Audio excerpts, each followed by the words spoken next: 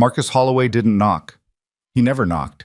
He shoved Clara Whitmore's front gate open so hard it cracked against the post, and he walked across her yard like a man who already owned everything he could see. 3 of his ranch hands followed behind him, and not one of them looked at Clara when she stepped onto the porch. They looked at her land, at her barn, at the water line running from the creek. "I'm giving you one last chance," Marcus said, stopping at the bottom of her steps. He didn't raise his voice. That was the worst part. He didn't need to. "Sign the deed over by Friday, and I'll let you keep the house." Clara was 41 years old. She had buried her father on that land. She had bled on that land. And this man was standing in her yard telling her he would let her keep her own house. She said nothing. Marcus tilted his hat and smiled the way a man smiles when he already knows how the story ends. "You can't work this land alone, Clara. Everyone knows it. Sooner or later, something's going to break. And I won't be offering a fair price anymore." He turned and walked back through her gate, and his men followed, and not one of them shut it behind them. If you've ever had someone look at everything you built and tell you it wasn't worth fighting for, you know exactly how Clara felt standing on that porch. This is her story, and it's one you won't want to miss. If this is your first time here, hit that subscribe button right now and turn on notifications, because every week I bring you stories about ordinary people who refuse to be broken. Drop your city and country in the comments below. I want to see how far this story travels. And if something in this moves you, hit that like button. It costs nothing, and it means everything. Now stay with me. Because what happened 3 days after Marcus Holloway walked through Clara's gate, nobody saw coming, not even Clara. The gate was still hanging crooked when the sun went down. Clara had meant to fix it after supper. She'd told herself that twice already. Once when she walked past it carrying the feed bucket, and once when she came back with empty hands and a jaw so tight it ached. But both times she'd walked right past it, because fixing that gate would mean thinking about why it was broken, and thinking about why it was broken meant thinking about Marcus Holloway. And Clara Whitmore had learned a long time ago that some thoughts, if you let them in before dark, never left. She sat at the kitchen table with a cup of coffee she'd stopped tasting 20 minutes ago. The ranch ledger was open in front of her, but she wasn't reading it. She'd already read it. She'd read it 4 times that week, moving numbers around in her head the way you move furniture in a room that's too small. Shifting things from one corner to another, hoping somehow the space will feel bigger than it actually is. It never did. The north fence needed new posts. The water pump had been losing pressure since October. The hay supply would last maybe 6 more weeks, and buying more would mean emptying what was left in the account her father had spent 30 years building.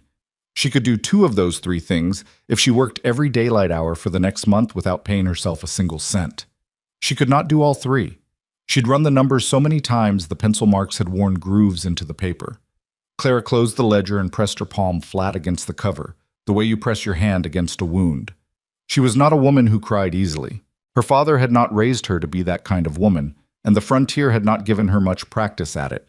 But there were moments, quiet ones, late ones, when the fire was low and the house was too still, when the weight of it all settled somewhere behind her sternum and just sat there, heavy and patient, like it had nowhere else to be. This was one of those moments. She heard the dog first. Old Biscuit was nearly 12, deaf in one ear and arthritic in both hips, and he spent most evenings under the kitchen table hoping someone would drop something. But he raised his head now, ears shifting, and then he was on his feet moving toward the front door with a seriousness Clara hadn't seen from him in years. She was already standing before she knew she'd decided to stand. She didn't reach for the rifle right away. That was something people in town liked to say about her, that Clara Whitmore slept with a rifle and answered the door with it and probably ate her breakfast next to one. It made her sound harder than she was, or maybe just different than she was. She wasn't a woman who looked for trouble. She was a woman who had learned that trouble didn't wait to be invited. She took the rifle from the wall hook on her way to the door. She opened it without calling out first, because calling out first told someone where you were standing, and standing in a lit doorway at night told them everything else. She stepped to the side, let the dark cover her, and looked out across the yard. The road was empty. Then it wasn't. A man was walking up from the gate, the broken gate, still hanging sideways on one hinge, and he was walking slowly, the kind of slow that wasn't laziness but deliberateness, like a man who understood that arriving unannounced at a woman's ranch after dark required him to make his intentions visible from a distance. He had both hands slightly away from his body. He carried no lantern. Behind him, pressed so close she was almost invisible, was a child. Clara's grip on the rifle didn't loosen, but something shifted in her chest, some automatic recalculation that her body made before her mind caught up with it. The man stopped about 15 feet from the porch. He took off his hat. Clara said, "That's close enough." "Yes, ma'am." He held the hat against his chest and didn't move. Up close, in the pale light from the house, she could see that he was maybe 40, lean in the way men got lean when they'd been working hard and eating less than they should, with deep lines around his eyes that had nothing to do with squinting into sunlight. His coat was good quality once. It wasn't anymore. "This is the Whitmore Ranch?" he asked. "You're standing on it." He nodded slowly, like the answer confirmed something he'd already been told. "I heard in town that you might be looking for some help, ranch work. I'm good with horses, fencing, mechanical work." He paused. "I heard—" He stopped, seemed to reconsider how to say the next part. "I heard you might need a husband." Clara's first instinct, and it was a strong one, was to raise the rifle another 2 inches and tell him to walk back down the road the same direction he came from. She'd heard that line before, not in those exact words, but in ones close enough to recognize the shape of them. Men who showed up with an assessment of what she needed and a quiet assumption that they were qualified to provide it. Men who looked at a woman holding a struggling ranch alone and saw an opportunity dressed up as a solution. Her jaw was already tightening when the child behind him moved. She didn't do anything dramatic. She didn't cry or call out. She just stepped slightly to the side, around the edge of the man's coat, and looked at Clara with eyes that were large and dark and exhausted in a way that no child's eyes should be. She couldn't have been more than 7 or 8. She was holding onto a fold of the man's coat with both hands, knuckles pale with the grip of it, and she was shivering. Not from cold, Clara thought, though the night had gotten cold, but from something else. Something older than cold. The man said quietly, "Her name is Lily. She's mine." Clara looked at the little girl for a long moment. Then she lowered the rifle. Not all the way, but enough. "You'd better come inside," she said. She gave them coffee. The man held the cup in both hands without drinking it. Lily sat at the table and watched the steam rise and didn't touch anything. "Ethan Walker," the man said, "in case you were wondering." "I wasn't," Clara said, but she was. "Where are you coming from?" "North, before that, farther north." He glanced at Lily. "We've been moving around some." Clara watched him the way she watched animals she didn't know yet. Not aggressive, just honest. Reading what the body said when the mouth was being careful. His hands were calloused in the right places for someone who knew ranch work. His boots were worn at the toe, but the soles were solid. He'd been walking hard lately, but not for years without resources. There was a stillness about him that wasn't defeat exactly, but was something adjacent to it. "You said you heard I needed a husband," Clara said. "I did." "Where did you hear that?" He considered this. "Feed store. Man named Deacons." Clara felt her jaw tighten. Harold Deacons had been telling people she was desperate since February. He'd been telling people she was failing since last fall. He was probably right on both counts, which was the particular kind of infuriating that didn't have a good place to land. "Harold Deacons," she said, "has been trying to get me to sell this ranch for 2 years. "That may be," Ethan said, "but the things he said about the state of it, the fencing, the pump, the north pasture, those were specific enough that they were either true or made up by someone who'd been walking the property. He said it without judgment, the way you state a thing that's just a thing." Clara didn't respond because she didn't have a response to give. The specifics were true. She knew it. He knew she knew it. Lily made a small sound, not quite a word, more like the shape of one, and Ethan turned to her immediately. The shift in him was immediate and total, the way a man's whole attention rearranges itself when the most important thing in the room makes a noise. He put his hand over hers on the table. "You all right?" he asked, low. She nodded, but she didn't look up. Clara watched this. Couldn't help it. There was something about the gesture, the quickness of it, the unself-consciousness of it, that told her something she hadn't expected a stranger to tell her in her own kitchen. This man was not faking his love for that child. You couldn't fake the particular quality of attention he gave her. Clara had seen enough performance in her life to know the difference between a man demonstrating something and a man simply living something. And Ethan Walker, whatever else he was or wasn't, was simply living his love for this little girl. Which meant, whatever his reasons for being here, that little girl was at least one of them. "What happened to her mother?" Clara asked. Ethan's expression didn't change on the surface, but something moved behind his eyes. Grief or its scar tissue, she couldn't tell which. "Winter before last," he said. Clara didn't push further. Some answers, you learn more from how a man says them than from what he actually says. Winter before last said everything that needed saying in 3 words. She sent them to the spare room. There was one, barely used, with a bed frame her father had built, and a mattress she'd bought thinking she might need it someday. She found an extra blanket in the cedar chest and left it outside the door without knocking. She sat back down at the kitchen table and did not go to sleep for a long time. There was a man in her spare room, and a child. And Clara Whitmore, who had told herself for 4 years that she didn't need anyone, was sitting in her kitchen feeling something she didn't quite have the right word for. It wasn't hope exactly. Hope was the thing you felt when something good was possible. This was more like the moment before hope, the moment when something shifts in the air and you don't know yet whether to trust it. She looked at the rifle on the wall. Then she looked at the ledger. Then she looked at the ceiling, which didn't have any answers but was at least honest about it. She went to bed. She woke to the sound of hammering. It was early. Gray light, the kind that came before sunrise and couldn't make up its mind about anything yet. Clara lay in bed for 2 full seconds, listening, certain she'd dreamed it. Then it came again, the regular, deliberate knock of a hammer against wood, coming from the direction of the north fence line. She dressed in the dark and went outside.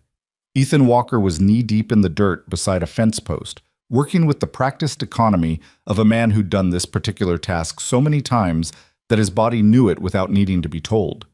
He'd found her tools in the barn. She would wonder about that later, how he knew where to look. And he'd found the spare post she'd bought in September and never gotten around to setting, and he was just doing it. No asking, no announcing, just doing. He looked up when he heard her boots in the frost-hardened grass. "Morning," he said. "You went through my barn," she said. "I did. I apologize for that." He didn't sound particularly apologetic, but he said it like he meant it, the way you apologize for something you'd do again. "I thought if I could show you the work before you woke up." "I don't need you to show me anything," Clara said. "I need you to ask before you go through my things." "That's fair." He went back to the hammer.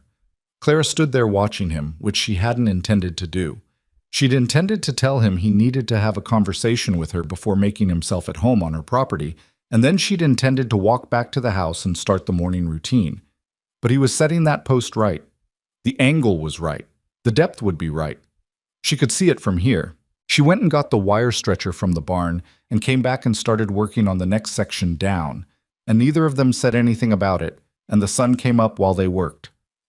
Lily appeared around 7, standing at the edge of the fence line in her coat, with her hair not brushed and her boots on the wrong feet, watching them. Ethan saw her and waved. She lifted one hand in a small, careful wave back. Clara kept working, but she was aware of the child the way you're aware of something fragile in a room, with a kind of peripheral caution that takes more energy than direct attention. After a while, Lily walked closer. She stopped about 10 feet away and watched Clara working with the wire. "Is that hard?" she asked. Her voice was quiet, but it was there. Clara looked at her. "Harder when it's cold," she said. "Fingers don't cooperate." Lily looked at Clara's hands, red from the cold, cut in 2 places, the nails short and practical. She seemed to be thinking about something. "My hands get cold too," she said. "I imagine they do," Clara said. Lily took 2 more steps closer and just stood there, watching. She didn't touch anything. She didn't ask anything else. But she didn't leave either, and Clara, who had spent 4 years telling herself that her silence and her solitude were choices she had made freely and deliberately, that the emptiness of her house was simply the shape of independence, felt the weight behind her sternum shift, just slightly, in a way she couldn't explain and didn't try to. The gate was still hanging crooked. Ethan fixed it before noon. He didn't announce that he was going to do it. He just walked over with a screwdriver and a replacement hinge he must have found somewhere in the barn, And when Clara looked up an hour later, the gate was straight on its post and closing properly for the first time in 3 days. She stood at the kitchen window and looked at it. Then she looked at the ledger on the table. Then she looked back at the gate. She was not a woman who trusted easily. She had good reasons for that, accumulated over years, and she did not intend to let one morning of fence posts and a fixed gate change the fundamental arithmetic of her suspicion. Men arrived with their capability on display and their intentions obscured. That was a pattern she knew well enough not to mistake for coincidence. But the gate was straight, and the north fence was standing properly for the first time since September. And in the yard outside, Lily Walker was crouched down in the frost looking at something on the ground with the careful, total absorption of a child who had momentarily forgotten to be afraid. Clara turned away from the window. She had a water pump that was losing pressure, and she needed to think clearly, and she could not afford to mistake the appearance of help for the presence of it. She opened the ledger and picked up her pencil. But the numbers looked different than they had yesterday. She couldn't say exactly why, only that for the first time in a long time, she was running them with something other than dread. The pump gave out on a Tuesday. Clara heard it before she saw it, a grinding, labored sound coming from behind the barn, like something trying hard to do a job it no longer had the strength for. She'd been hearing it for weeks, the pressure dropping a little more each day, the flow thinning to a trickle in the mornings when it should have been running full. She'd been managing it, rationing, timing her water use around the best hours, the way you manage something you can't fix yet and can't afford to lose. But Tuesday morning, the sound changed, and she knew before she rounded the barn corner what she was going to find. The pump had seized. The handle moved, but nothing came. The pipe made a hollow, empty sound that was somehow worse than silence. She stood there with her hand on the handle and did the arithmetic she'd been avoiding. Without the pump, she was carrying water from the creek by bucket for the animals. That was 2 hours of work added to a day that was already 16 hours long, 2 hours she didn't have. And the parts to fix a pump like this, a Singer-pattern deep well hand pump, 12 years old, the gearing worn past the point of adjustment, would need to come from the hardware supplier in Mill Haven, 40 minutes by wagon, and they would cost money she had already spent 3 times over in the ledger she kept trying to make add up. She let go of the handle. She stood in the cold for a moment, breathing. Then she heard boots behind her and turned to find Ethan Walker standing 6 feet back, reading her face the way she'd been reading his all week. "How bad?" he asked. "Bad enough." He walked past her to the pump and crouched down, running his hand along the casing, checking the rod, pressing his palm against the cylinder, the way a doctor presses against a bruise. He didn't rush it. He examined the thing with the focused quiet of someone who wasn't afraid of what he was going to find, which somehow made Clara feel fractionally better and worse at the same time. "The gearing's gone," he said. "Main cylinder rod is bent. Probably happened slow, pressure building wrong over months." He stood. "It's not unfixable." "I know it's not unfixable," Clara said. "I also know what parts cost." He looked at her steadily. "What's in the barn for materials?" "Nothing that'll work for this." "You'd be surprised." "Mr. Walker." "Ethan." "Ethan." She said the name like a concession, which it was. "I appreciate the optimism, but that pump needs a new cylinder rod and a full gear replacement at minimum, and neither of those things is sitting in my barn." He put his hands in his coat pockets and looked at the pump again. "There's a Singer pump on the Hadley place," he said. "East side of the county. The Hadleys moved on 3 years ago. I heard it in town. Property's been sitting." Clara looked at him. "You've been here 9 days. People talk at the feed store." "The Hadley place is abandoned property." "The Hadley place is abandoned property with a pump that nobody's using," he said. "I'm not suggesting we steal it. I'm suggesting we ride out there, see if the parts are salvageable, and if they are, come back and ask whoever's managing the estate if we can purchase them at salvage price, which would be considerably less than new." Clara was quiet for a moment. She hated that it was a reasonable idea. "I'll go," she said. "Alone." He didn't argue. That surprised her. "Take her the roan," he said. "She's faster than she looks." She took the roan. The Hadley place was what happened to a ranch when Hope left before the people did. Or maybe when the people left before they had time to take anything useful. The fences were down in 3 places. The barn had lost half its roof to weather, but the pump was there, on the north side of the house, and Ethan had been right. It was a Singer pattern, close enough to hers that the cylinder assembly would transfer. She pulled 2 pieces and rode back in the early afternoon, the metal cold and heavy in her saddlebag. Ethan had the old pump disassembled by the time she returned.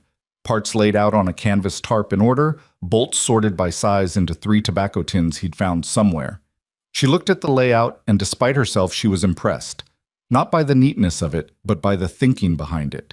The order told her he understood what he was looking at, that he'd taken the thing apart, knowing how to put it back together. She handed him the salvage pieces without comment. He held the cylinder up to the light, checking the bore. "Good," he said. "This'll work." They worked side by side for the next 3 hours. He didn't try to take over. When he needed her hands, he said so. And when he didn't, he worked and let her work nearby without making anything of it. There was a quality to the silence between them that Clara noticed because of what it wasn't. It wasn't the strained quiet of 2 people being careful around each other, and it wasn't the easy quiet of people who knew each other well. It was something in between, a quiet that was finding its own shape. The pump ran at 4 in the afternoon, not at full pressure yet. There was air in the line, and it took another half hour of working the handle to clear it. But it ran, clean water, steady flow. Clara put both hands under the stream and stood there a moment. "There's still the gear housing," she said. "It'll need replacing within the year." "Within the year we can find it," Ethan said. She looked at him. "You're planning on being here a year?" He met her eyes without flinching. "If you'll have us." Clara turned the pump handle off and dried her hands on her work pants. "We haven't talked about that," she said. "About what this arrangement actually is." "No," he said. "We haven't." "We should." "We should," he agreed. But neither of them said anything for a moment, and the moment stretched in that particular way that moments do when both people are carrying more words than they know how to arrange. It was Lily who broke it. She came around the corner of the barn at a flat run, which was unusual enough that both Clara and Ethan turned immediately. She wasn't hurt. Clara checked for that first, automatically. But her face was flushed and her eyes were wide with something that looked less like fear and more like agitation. "There's a man," Lily said, slightly breathless. "Out front, big man. He has a horse and 2 other men with him, and he's looking at things." Clara felt the particular cold that had nothing to do with the weather settle in her chest. She already knew. Marcus Holloway was standing at the edge of her near pasture when Clara came around the front of the house, looking at her cattle with the proprietary attention of a man pricing an estate sale. His 2 ranch hands were behind him, Decker and the younger one, whose name Clara had never learned because she'd refused to learn it as a small, private form of resistance. He turned when he heard her boots. "Clara." He said her name the way he said everything, with the comfortable authority of a man who had never once been told that the space he occupied belonged to someone else. "I heard your pump went out." "It's running," she said. Something moved across his face. Not quite disappointment. He was too practiced for that, but an adjustment, a recalculation. "Good. Good for you." He looked past her, toward the barn, and she knew before she turned that Ethan was standing behind her. She'd heard his footsteps on the frozen ground. "Who's this?" Marcus asked, his voice going a particular kind of smooth that it only got when he was working at something. "Ethan Walker," Ethan said, before Clara could speak. He didn't step forward. He didn't extend his hand. He just said his name and let it sit there. Marcus looked at him the way a man looks at another man when he's measuring and doesn't want you to know he's measuring. He took in the worn coat and the calloused hands and the way Ethan was standing. Easy, but not careless, the kind of stillness that wasn't passivity. "Walker," Marcus repeated. "Don't know the name." "That's all right," Ethan said. The pleasantness in Marcus's face thinned by 1 degree. "You working for Miss Whitmore?" "Something like that," Clara said. She could feel Marcus deciding what question to ask next, which one would open the most useful door, and she answered before he could choose. "He's staying on, he and his daughter." His daughter. Marcus looked around with theatrical slowness, and then Lily was visible near the barn door watching, and Marcus looked at the child the way he looked at everything, as a variable, a factor, something to be accounted for. "Well, a family arrangement." He let that sit for a moment. "Clara, I want you to know my offer still stands. Friday, like I said. After that, He spread his hands in a gesture that was probably meant to look magnanimous and didn't. I heard you the first time, Clara said. I'm sure you did. He put his hat back on. But I wonder if you've considered what it means for someone new, coming into a situation like this. He glanced at Ethan. A man with a child, taking on a struggling property, an uncertain title. The title isn't uncertain, Clara said. Courts can take a while to agree, Marcus said pleasantly. He turned his horse. Think it over, Clara. That's all I'm asking. He looked at Ethan one more time, and this time he didn't bother to make the look anything other than what it was. Good day, Mr. Walker. He rode out through the gate. The fixed gate, Clara noticed, the one that hung straight now. And his men followed, and the sound of the hooves faded, and the yard was quiet again. Clara didn't move for a moment. Courts can take a while, she repeated, very quietly. He's already filed something, Ethan said. It wasn't a question. I don't know. But the cold in her chest said otherwise. Maybe. She turned and looked at him. I was watching her with an expression she was starting to recognize, careful, present, not full of easy reassurances. Not telling her it would be fine, she'd have trusted him less if he had. I have the original deed, she said. My father's name, my name. There's nothing wrong with the title. Deeds can be challenged on other grounds, Ethan said carefully. Maintenance, continuity of use, tax records. He paused. Has he done anything specific? Filed a claim you know of? He mentioned courts. That's specific enough. Ethan nodded slowly. He looked at the gate, then back at Clara. What's the name of the county assessor? Why? Because if he's going to come at this through the legal side, the assessor's records are where it starts. I want to know what's on file. Clara studied him. You know about land claims. He didn't answer right away. Some, he said. Enough. Another thing she'd learned about Ethan Walker, the things he said enough about, were never small things. That night, after Lily was in bed, Clara made coffee and put 2 cups on the table and sat down across from Ethan, and they talked the way people talk when there isn't any point in talking around the edges anymore. You said in town you were a ranch builder, Clara said. Before. I built ranches, managed them, helped families establish homestead claims, clear land, set up water systems. He turned the coffee cup in his hands. I was good at it. What happened? He was quiet for a moment. Not the quiet of someone choosing how much to say. More the quiet of someone checking whether they have the right words at all. After Anna died, he said. Clara noted the name, Anna, filed it away. I couldn't stay where we'd been. Every part of that county was a place where she'd been. The house, the pasture, the road into town. He shook his head slightly. Lily wasn't sleeping. She'd wake up and go looking for her mother and find me instead, and the look on her face when she saw it was me. He stopped. Clara waited. We left, he said. I thought moving would help, and it did, some. But moving and moving doesn't build anything. Lily needs roots. She needs a place where she stops waiting to leave. He looked up. I heard about your ranch from 3 different people before I heard about you. The pump, the fencing, the north pasture. And then someone said there was a woman doing it alone, and she needed someone to fix things, Clara said. Someone who stayed, Ethan said, which was not quite the same thing. Clara looked at her coffee. I haven't made this easy, she said. I haven't expected you to.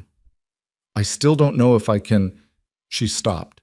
The sentence had more endings than she knew what to do with. Trust you. Let someone in. Let this be what it looks like. She didn't say any of them. I know, Ethan said. I'm not asking you to decide anything tonight. What are you asking? He considered this with the same unhurried honesty she'd come to expect from him. I'm asking for the chance to keep proving that we're worth the risk, he said. That's all. Clara looked at him for a long moment. The fire had burned down.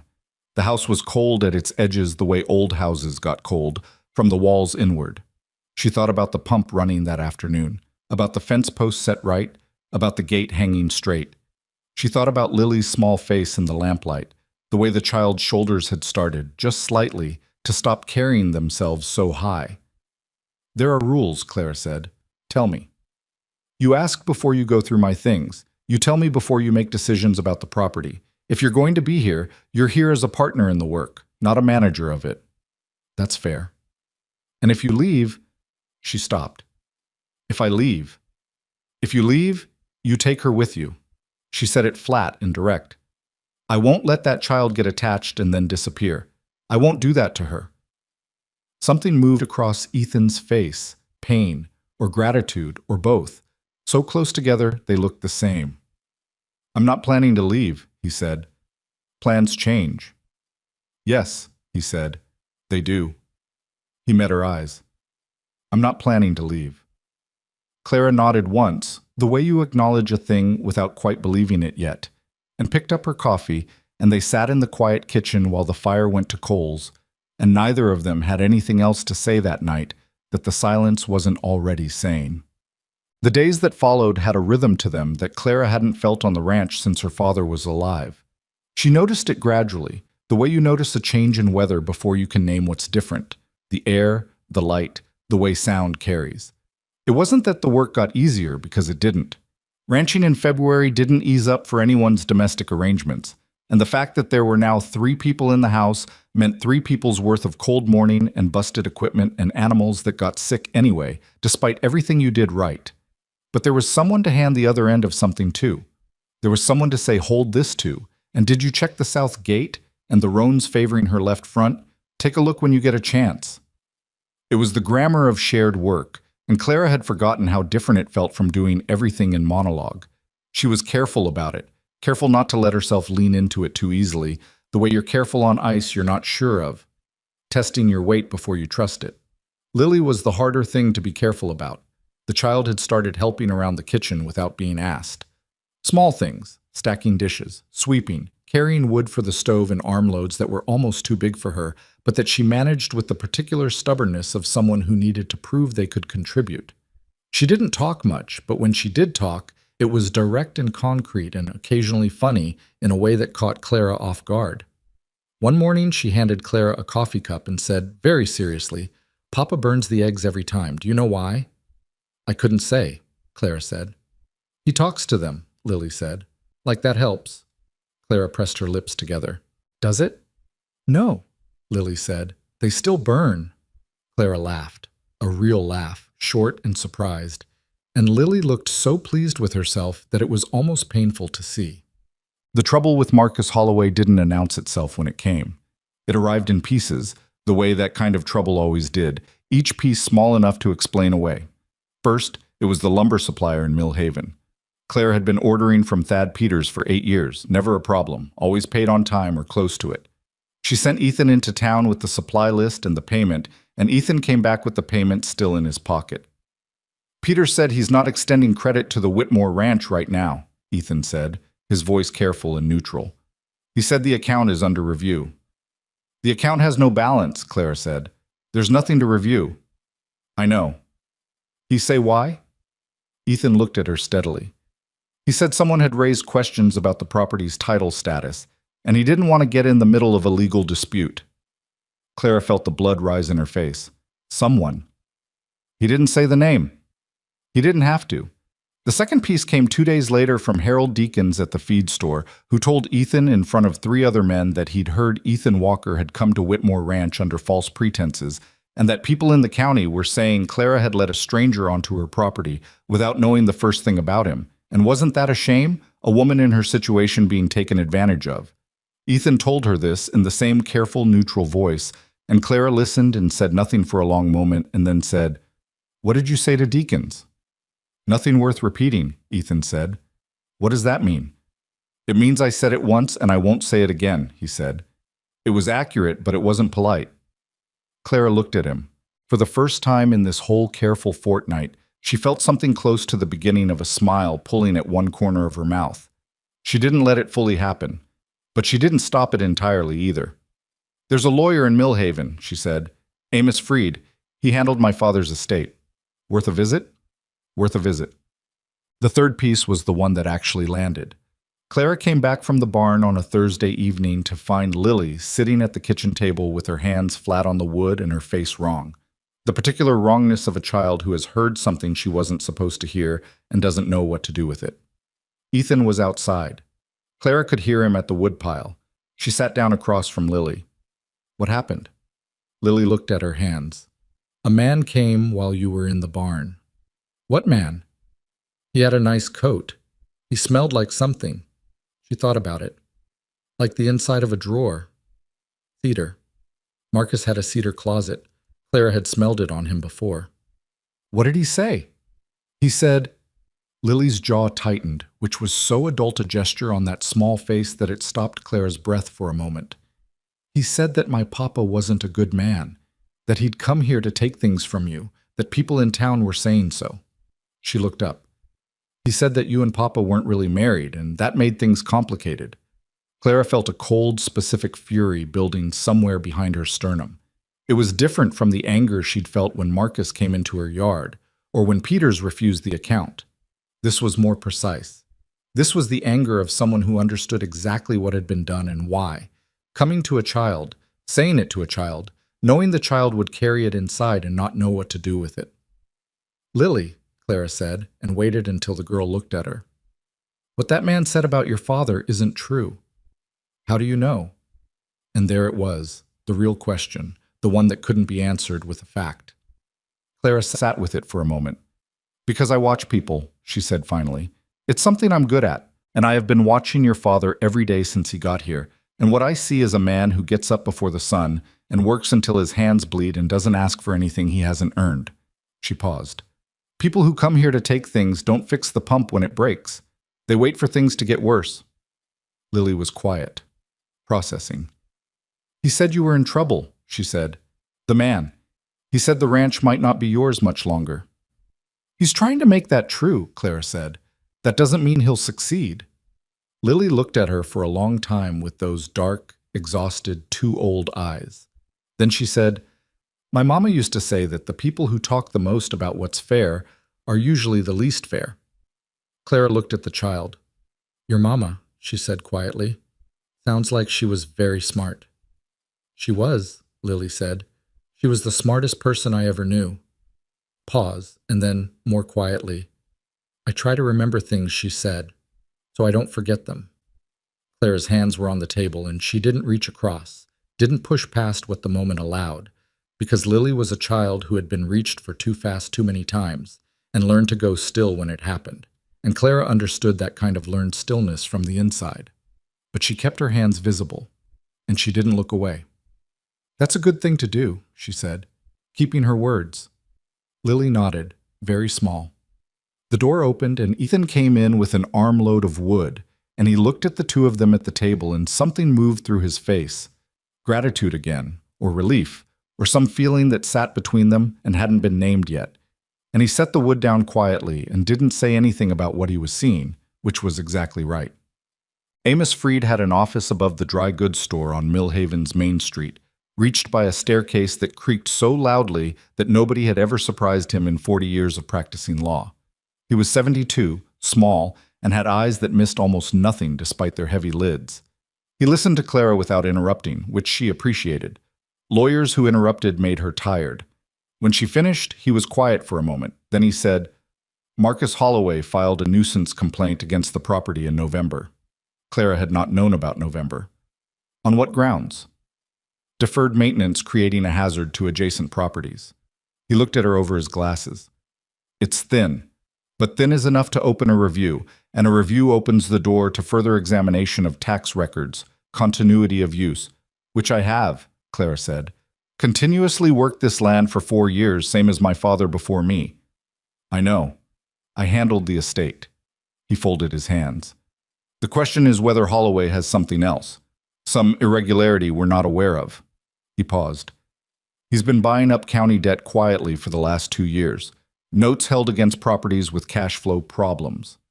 Clara felt the cold again, settling. Does he hold any debt against my property? She asked. Amos was quiet for just a fraction too long. There was a note, he said carefully, taken out by your father in 1887. A small one. For the original well drilling. I've been looking into who currently holds it. Who holds it? He looked at her. I believe it's Holloway, or a company he controls. I'm still verifying. The room felt smaller. How much? Clara said. Amos told her. It was not a ruinous amount. It was a precise amount, large enough to matter, small enough to seem manageable, perfectly calibrated to be the kind of number a person could almost handle but not quite, the kind of number that gave someone with leverage a very solid place to stand. Clara sat with the number in her head and looked at the wall behind Amos's desk. "What are my options?" she said. "Pay the note. Dispute the claim through proper channels, which will take time." He paused. "Or find evidence that his original nuisance complaint was filed in bad faith, which, if I'm being honest with you, it almost certainly was. But proving bad faith is its own particular challenge." Clara nodded slowly. "How much time do I have?" "On the note? 60 days from the date of demand." He paused. "I received the demand letter on Tuesday." She rode home in the late afternoon with the sun going flat and orange over the prairie and her mind running numbers she didn't like. Ethan was at the fence line when she came through the gate. He read her face before she said a word and walked toward her, and she gave him the short version while they stood in the cold, and he listened without interrupting, same as Freed had. When she finished, he was quiet for a moment. "The note amount," he said. "Is it the full problem or one of them?" "One of them. The legal challenge is separate." "Right." He looked at the fence line, then back at her. "I have some money put aside. From the last job before we started moving. I've been holding it for—" He stopped. "I was holding it for emergencies." "I'm not taking your money," Clara said immediately. "I'm not offering a gift," he said, equally immediate. "I'm offering a stake, a share in the property in exchange for the note payment, a legal partnership, documented properly." Clara stared at him. "Think about it practically," he said. "It solves the immediate problem.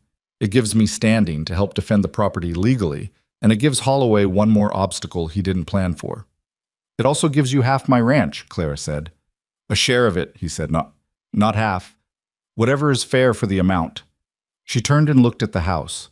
The lit windows, the straight gate, the barn with its mended roof, and then she looked at the man standing in front of her, not flinching, not overselling it, not doing anything other than laying out a solution as plainly as he knew how. "I need to think," she said. "Take the time you need." She didn't sleep well that night. She lay in the dark and thought about her father's hands and the note he'd taken out for the well, and how 30 years of building something could come down to a number on a piece of paper held by someone who'd never done a day's work on the land in question. She thought about Ethan's hands, the calloused specific places. She thought about Lily keeping her mother's words. She got up before dawn, the way she always did, and she found Ethan already at the kitchen table with coffee made, and she sat down across from him, and she said, "I want it put in writing, every term, properly done through Freed." He looked at her. "Yes," he said. "I want it clear that I retain final say on all decisions regarding the property." "Agreed. And I want it clear that if this arrangement changes—" She stopped, found the words. "If anything between us changes, the land stays mine." He met her eyes and held them and said, Clara, the land was always going to stay yours.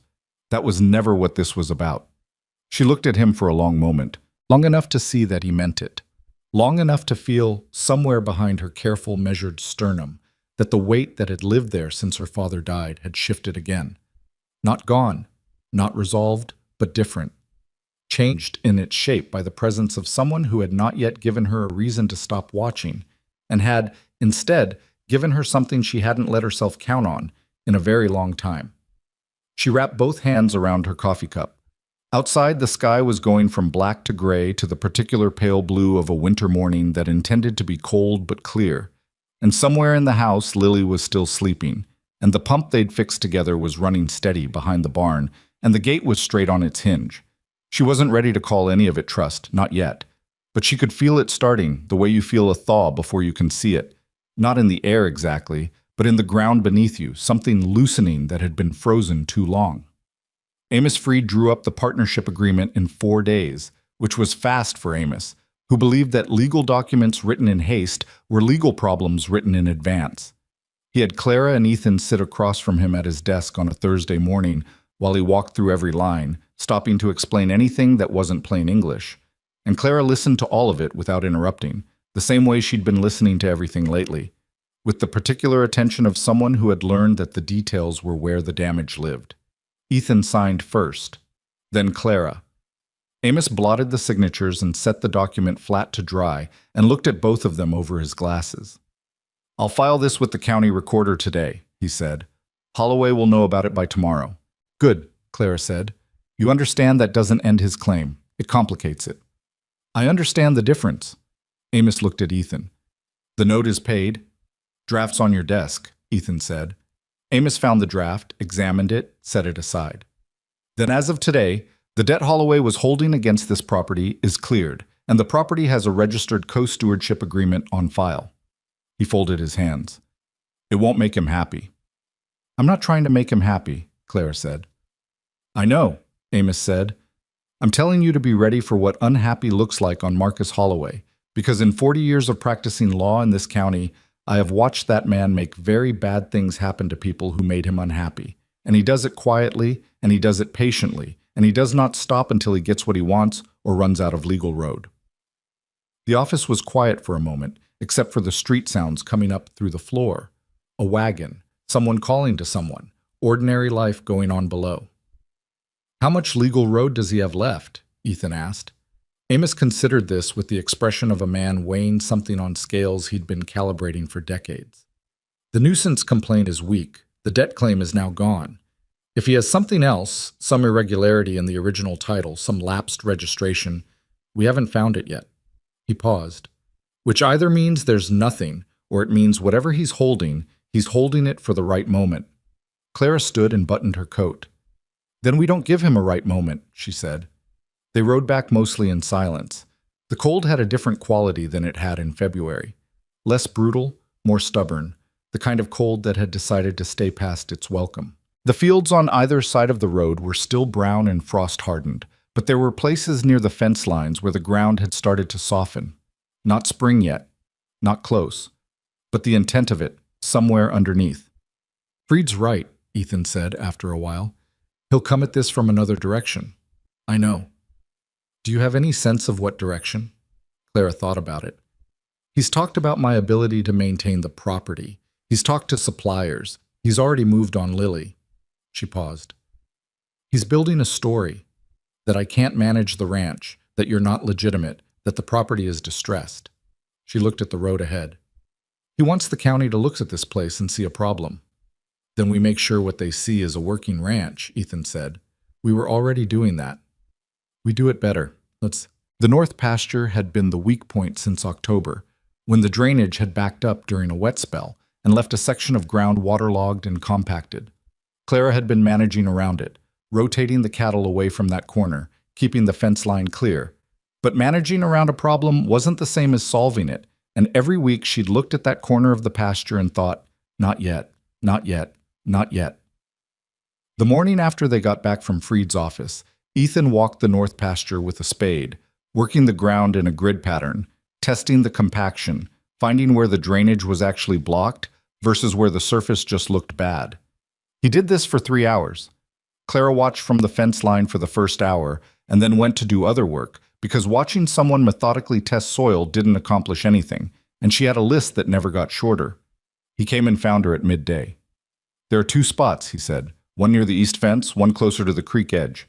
If we cut a relief channel from both of them to the lower ground, the water will have somewhere to go and the compaction will break up on its own once it dries. He paused. It's a week's work with 2 people. Or 2 weeks with 1, Clara said. Or 2 weeks with 1, he agreed. They started the next morning. It was the hardest sustained physical work Clara had done in years, and she considered herself someone who did hard physical work daily. Cutting drainage channels through compacted ground was different from fence work or pump repair or the ordinary maintenance labor of a working ranch. This was deep work, spade depth, body weight, shoulders and lower back, the kind of exertion that sat in your muscles the following morning as a specific reminder of exactly what you'd done and where. Ethan worked without complaint and without the kind of performative toughness that some men used to demonstrate that they were working hard. He just worked. He stopped when he needed water, ate lunch sitting on the ground, and once spent 20 minutes doing nothing at all except lying on his back in the dead grass looking at the sky, which Clara initially took for fatigue until she realized he was looking at the cloud cover and thinking about rain timing. 3 days, he said when she came over. Maybe 4. We need that first channel done before it comes. How sure are you about the rain? He sat up. 60%. Enough to prioritize. They prioritized. Lily brought lunch to the fence line both days, carrying the cloth-wrapped parcels with the careful seriousness of someone performing an important function. She'd started doing this without being asked, the same way she'd started doing the dishes and sweeping the kitchen floor. Small, chosen contributions that she made in lieu of the words she still held close. On the second day, she stayed to watch them work, sitting on the top rail of the fence with her boots hooked on the second rail, and after a while she said, "It looks like you're giving the field a place to breathe." Ethan looked up at her from knee-deep in a channel. "That's exactly what it is," he said. She seemed satisfied with this and went back to watching. Clara, working 6 feet away, heard the exchange and didn't say anything. But she felt it, the small, accumulating weight of these moments, each one unremarkable on its own, each one a thread. And what they were weaving together day by day was something she hadn't had a word for yet, and she wasn't ready to find one, but she felt the shape of it, and it frightened her in a way that had nothing to do with Marcus Holloway. The rain came on the third day, right on Ethan's 60% schedule, which Clara filed away without comment. It was a heavy rain, the kind that came down with intention, and it ran into the relief channels they'd cut and moved, exactly as Ethan had said it would, down the grade toward the lower ground, and the corner of the north pasture that had been sitting waterlogged since October drained in 2 days instead of 2 weeks. Clara stood at the fence line in the wet aftermath and looked at the ground. It looked like ground again, real ground, not muck. The grass underneath was matted and pale from being buried under standing water, but it was there, alive, and in a few weeks it would come back properly. She didn't say anything about it to Ethan. She didn't need to. He'd been there. He knew what he'd done. But that evening, when he came in from checking the cattle and she handed him his coffee without being asked, and their hands were both on the cup for a half-second before he took it, neither of them made anything of it, and neither of them pretended it wasn't something. The morning everything changed started the same as any other. Clara was at the stove when she heard the wagon on the road. Not unusual. The road ran past the property, and wagons used it all the time. But the wagon slowed and stopped at the gate, and that was unusual enough that she moved to the window. It was Harold Deakins. Not at the feed store, not behind his counter. Harold Deakins in his personal wagon, on a weekday morning, stopped at her gate with his hat in his hands and an expression on his face that Clara did not immediately know what to do with. She went to the door. "Harold," she said. "Clara." He climbed down from the wagon with the stiffness of a man whose joints had started to register their objections. He was 60-something, heavy, with a face that had never been particularly comfortable with complicated emotions and wasn't doing well with one now. "I need to talk to you." "About?" He looked at his hat. "About Marcus." Clara stepped back from the door. He came inside, and she poured him coffee he hadn't asked for because her hands needed something to do, and he sat at her table with the same hat-in-hands posture he'd had at the gate, and he said, "He came to me last week, asked me to sign a statement." Clara set the coffee in front of him. "What kind of statement?" "Saying that I'd observed the property to be in a state of neglect, that I'd personally witnessed the water supply failing, the fencing inadequate, the cattle losing condition." He turned his hat in his hands. He had it already written. I just had to sign it. Clara felt the cold she'd been feeling at intervals for weeks, but this time it settled deep and didn't move. "Did you?" Harold looked up. "No," he said. "I didn't." She waited. "I wanted to," he said, with the bluntness of a man who'd apparently decided that honesty was what this conversation required. "I won't pretend otherwise. He offered me first right on the lumber contract when he develops this land, which would have been good money." He looked at his hat again. "But I've been buying from Whitmore stock for going on 15 years, first your father, then you. And I spread those stories about you needing help, and I'm not—" He stopped. Found it again. "I'm not proud of that. I thought I was being realistic. I thought I was saying what everyone already knew." He set the hat flat on the table. "I didn't think about what it meant for you, being talked about that way." Clara sat down across from him. "Harold," she said, "what does Marcus Holloway have planned?" He told her. It came out in pieces because Harold was not a man who told things in a clean, linear fashion, but Clara was good at assembling pieces, and what she assembled was this. Marcus had approached at least 6 people in the county, suppliers, neighboring property holders, 2 members of the county board, and had been building a case, not just a legal one, but a social one, a story about a failing ranch run by a woman who couldn't manage it, who had let in a stranger of questionable character, and whose property was becoming a problem for the community.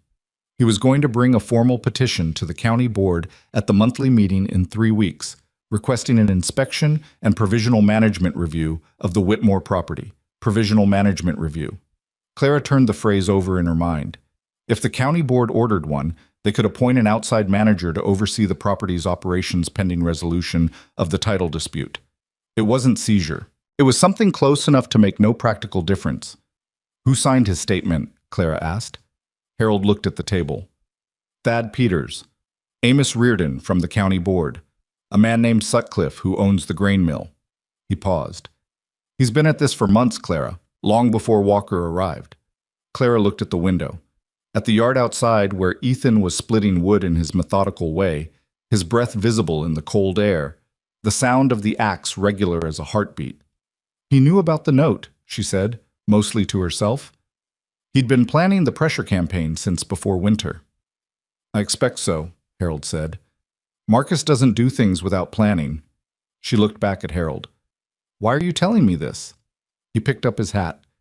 Because my wife told me if I didn't, I couldn't come home. He said it flat, which was Harold's version of humor, but underneath it was something else, something more uncomfortable and more real. And because your father was a good man, and I've been a coward about this, and I'm tired of being one. Clara watched him. The statement he wanted you to sign, she said. Do you still have a copy? Harold reached inside his coat. She took the paper. She read it carefully. Holloway had been thorough. The language was specific and damning, describing observations with dates and details, observations Harold was supposed to have made. Some of them were outright fabrications. Some were distortions of real things, real problems, twisted just enough to mean something different from what they were. Will you testify to what you just told me? Clara asked.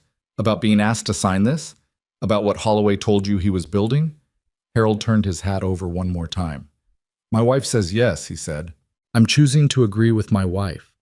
She showed Ethan the statement that evening after Lily was asleep. He read it twice without speaking. His expression didn't change much on the surface, but Clara had spent 2 months learning the difference between Ethan's neutral face and Ethan's controlled face, and this was the controlled one. The dates he's listed, Ethan said. Some of these, the fencing observations, the water supply, these are from before I arrived. Which means he was documenting before he had a case, Clara said, or building one to fit the documentation he already had. Ethan set the paper flat on the table. Freed needs to see this. First thing tomorrow. There's something else, Ethan said. His tone shifted just enough that Clara stilled. What? He looked at her. I knew a man. I worked with him for 6 years in Calvert County. He was the county land assessor there for 20 years before he retired and moved south. He knows more about fraudulent title claims than anyone I've ever met because he spent 20 years watching people try to file them. He paused. His name is August Pell. I can write to him tonight. Will he help?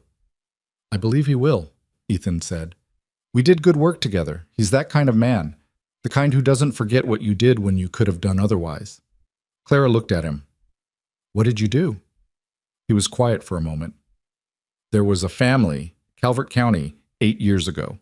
Small property, woman and her 3 children, husband had died in an accident. Someone was trying to do to her what Holloway is trying to do here. Quietly, methodically, buying up her debt and filing complaints and building a story. He looked at his hands. August and I spent 4 months pulling that case apart, finding every fabricated document, every witness who'd been pressured. We got her clear. Clara was quiet for a long moment. You've done this before, she said. Not quite this, he said, but close enough. She thought about what Amos Freed had said, that Ethan was a respected ranch builder, that he'd helped struggling families. And she thought about the particular shape of the help he'd been giving her, which wasn't just labor and wasn't just money, but was something more specific, a targeted, knowledgeable dismantling of exactly the kind of scheme being run against her. Ethan, she said. He looked at her. Did you come here because of Holloway specifically? She kept her voice even. Did someone tell you about him? About what he was doing? He held her gaze and didn't look away, which she'd learned was what he did when the answer was important. No, he said. I came because of the ranch. Because of what I heard at the feed store about a woman working alone in a property that needed help. He paused. But when I got here and saw what was happening, when I saw Holloway's pattern, I recognized it, and I knew what to do about it. That part was an accident. Clara sat with this. It wasn't entirely comfortable sitting with it. There was a version of this story where Ethan Walker was exactly what Marcus Holloway had been saying. A man who'd arrived with his own agenda, who'd known more than he said, who'd been useful in a direction that happened to also serve him. She knew that version. She'd been watching for it since the first night. But the other version, the one that matched what she'd observed, what she'd felt in her hands when she'd worked beside him, what she'd seen on his face when he looked at Lily, was a man who had come here broken in his own way and had found, in the work of saving someone else's home, something he hadn't been able to find anywhere he'd been since Anna died. "Write to August Pell," she said. He nodded. "Tonight," she said. "Tonight," he said. The letter went out on the morning stage. The days that followed had the quality of something coiled. Life on the surface going its normal way, morning chores and meals, and the ordinary mechanics of keeping a ranch running, but underneath it the constant awareness of a countdown. No one had posted, but everyone could feel. Lily felt it too, Clara thought. The child was more watchful than usual, quieter even than her ordinary quiet. She'd taken to spending afternoons in the barn with the roan mare, sitting in the straw and talking to the horse, in a low voice that Clara could hear from outside but couldn't make out. Just the rhythm of a child's voice, even and soft, telling something to an animal that would listen without complicating things. Clara knew that impulse. She'd had it herself, at Lily's age, after her mother left. The barn had been her place too. She didn't interrupt it. One afternoon she brought a blanket out without announcing why, and left it folded on the stall post, and the next day it was in the straw where Lily sat, and neither of them said anything about it. The letter from August Pell arrived 11 days after Ethan sent his. It was 3 pages, written in the cramped, close hand of a man who'd spent 40 years writing official documents and thought paper was not to be wasted. Clara read it over Ethan's shoulder because she stopped pretending she wasn't going to. Pell had heard of Holloway. Not personally, but by reputation. A variation of the same pattern had been tried in 2 other counties in the region over the past decade. And while the names were different each time, the method was consistent enough that people who watched for these things had noted it.